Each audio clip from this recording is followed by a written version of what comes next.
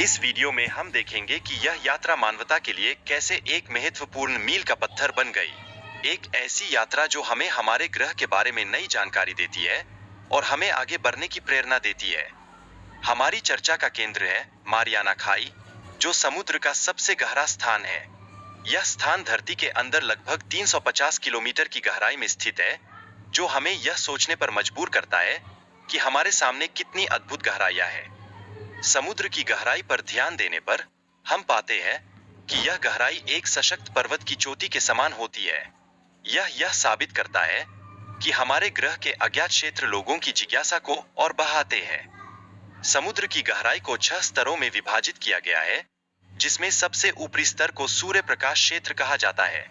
यह क्षेत्र लगभग 650 फीट गहरा है और हमें यह सोचने पर मजबूर करता है कि हम कितनी गहराई तक जा सकते हैं। चैलेंजर डीप की खोज में वैज्ञानिकों ने पहले उपग्रह का उपयोग किया और फिर एक युद्धपोत को वैज्ञानिक अनुसंधान के लिए परिवर्तित किया। यह कदम हमें दिखाता है कि विज्ञान की सीमाएं न केवल ज्ञान को बढ़ाती है, बल्कि साहस और प्रतिबद्धता को भी जागृत करती है। चैलेंजर अभियान के दौरान वैज्ञानिकों ने लगभग 4000 नए वनस्पति और समुद्री जीवों की प्रजातियों की खोज की। यह समुद्र के गहरे हिस्से में जीवन की विविधता को दर्शाता है और हमें आगे बढ़ने के लिए प्रेरित करता है। इस यात्रा के दौरान कई प्रश्न उठे, जैसे कि वहां कौन से जीव और पौधे पाए जा सकते हैं। यह जिज्ञासा हमें और गहराई में ले जाती है और यह प्रेरित करती है कि हमें इन रहस्यों को जानने के लिए और प्रयास करना चाहिए। गहराई में जीवन की खोज के लिए पूरे साहस से तकनीकी चुनौतियों का सामना करना आवश्यक है।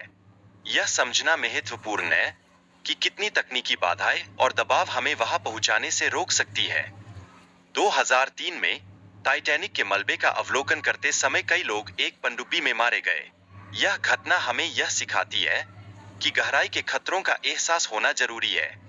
चैलेंजर डीप में पहुंचने के बाद वैज्ञानिकों ने 20 मिनट तक क्षेत्र का अवलोकन किया। उस समय उनके पास सीमित जानकारी थी, लेकिन उनकी उत्सुकता ने उन्हें और गहराई तक जाने के लिए प्रेरित किया। इस यात्रा के दौरान वैज्ञानिकों ने एक अजीब मछली देखी, जिसकी आंखें सिर के ऊपर थीं। यह गहराई में जीवन के अस्तित्व का महत्वपूर्ण संकेत था और हमें यह प्रेरणा देता है कि हमें अभी और खोज करना है। जेम्स कैमरून ने 2012 में चैलेंजर डीप की यात्रा की, जहां उन्हें कई तकनीकी चुनौतियों का सामना करना पड़ा।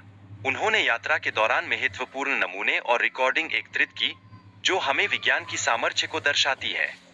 विक्टर वॉसो और कैथरीन साल्विंडर जैसे महान वैज्ञानिकों ने भी इस गहरे सागर की यात्रा की है। इन्होंने पृथ्वी की गहराई और ऊंचाई का अनोखा माप किया है, जो हमें सिखाता है कि सीमाएं केवल हमारे विचारों में होती है। जैक स्पीकर ने 1960 में चैलेंजर डीप की यात्रा की थी और वहां जीवों का अवलोकन किया था। हालांकि हाल की खोज बताती है कि वहां मछलियां नहीं पाई जाती। यह अवधारणा हमें यह सोचने पर मजबूर करती है कि जीवों का अस्तित्व अक्सर हमारे अनुमान से भिन्न होता है। चैलेंजर डीप में जीव जंतुओं का अध्ययन करने पर यह पता चला कि वहां सामान्य जीवों का जीवित रहना बेहद मुश्किल होता है। यहाँ कुछ विशेष प्रकार के बैक्टीरिया और कीड़े पाए जाते हैं, जो जीवन की अद्भुत विविधता को दर्शाते हैं।